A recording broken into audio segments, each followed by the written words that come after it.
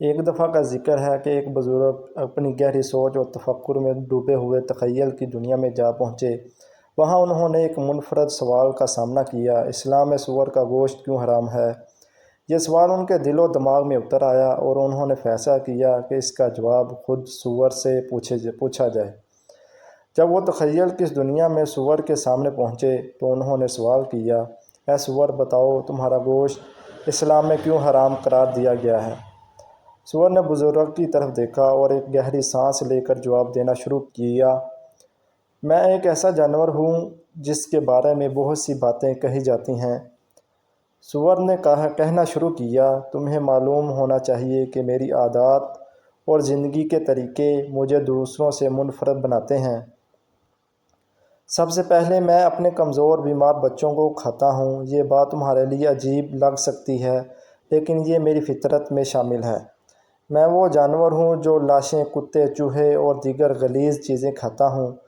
میرا وجود ایک طرح سے کچرا کھانے والا ہے اور میں وہ سب کچھ کھا لیتا ہوں جو دوسرے جانور چھوڑ دیتے ہیں۔ بزرگ حیرانی سے سنتے رہے اور سور نے اپنی بات جاری رکھی: میرے پاس ایک کمزور نظام ہاضمہ ہے جس کی وجہ سے میری جسمانی حالت اکثر خراب ہوتی ہے۔ خدا نے انسانوں کو اس بات سے آگاہ کیا ہے کہ میرا گوشت نقصان دہ ہے، اور اسی لیے انہوں نے خبردار کیا ہے کہ نہ میرا گوشت کھاؤ اور نہ ہی میری لاش کو ہاتھ لگاؤ۔ میرا جسم بیماریوں اور کیڑوں کا گھر ہے اور میرے گوشت میں چربی اور کیڑے اتنے مضبوط ہوتے ہیں کہ انہیں مارنا آسان نہیں ہوتا۔ حتیٰ کہ کھانا پکانے کے دوران بھی سور نے مزید بتایا کہ وہ زہریلے سانپ کھاتا ہے اور یہ اسے کاٹتے بھی ہیں، لیکن ان کا زہر اسے نقصان نہیں پہنچا سکتا کیونکہ اس کا جسم اس زہر کو چربی کے خلیوں میں جذب کر لیتا ہے۔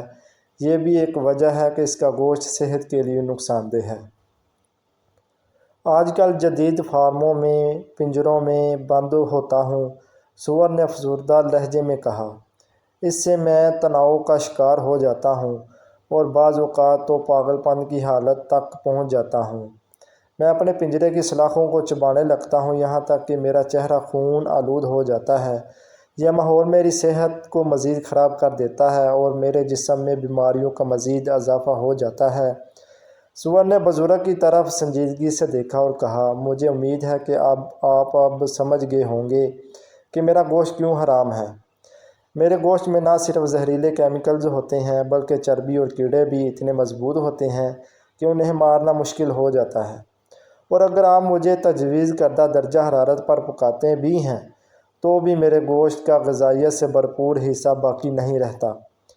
بزرگ نے غور سے سور کی باتیں سنی اور اس کی زندگی کے حالات اور عادات پر غور کیا۔ سور نے آخر میں کہا: یہ سچ ہے کہ انسان وہی ہوتا ہے جو وہ کھاتا ہے۔ خدا نے تمہیں خبردار کیا ہے کہ میرے گوشت سے دور رہو کیونکہ میں انسان کے لیے نقصان دہ ہوں۔ میں کبھی تمہارا کھانا بننے کے لیے پیدا نہیں کیا گیا۔ یہ الفاظ سن کر بزرگ کے دل میں ایک نئی روشنی جاگی۔ انہیں سمجھ آیا کہ سور کا گوشت اسلام میں کیوں حرام قرار دیا گیا ہے۔ یہ حکم صرف ایک مذہبی قانون نہیں بلکہ ایک حفاظتی تدبیر ہے جو انسان کی صحت اور فلاح کے لیے دی گئی ہے۔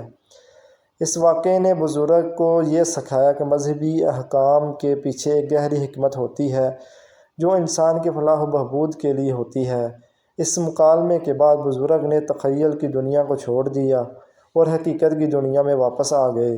وہ دل میں اطمینان لیے لوٹے کہ وہ ایک اہم سبق سیکھ چکے ہیں۔ انہوں نے یہ سمجھا کہ خدا کے ہر حکم کے پیچھے ایک نہایت اہم وجہ اور حکمت پوشیدہ ہوتی ہے جسے سمجھنا انسان کے لیے ضروری ہے۔ یوں اس واقعے نے نہ صرف بزرگوں کو بلکہ ہر اس شخص کو ایک پیغام دیا جو اس کہانی کو سنتا یا پڑھتا ہے: مذہب کے احکام پر عمل کرنا صرف روحانی فائدہ ہی نہیں دیتا بلکہ جسمانی اور ذہنی صحت کے لیے بھی اہم ہے۔ ہماری ویڈیو اچھی لگی ہو تو سبسکرائب کریں اور شیئر کریں۔ جزاکم اللہ۔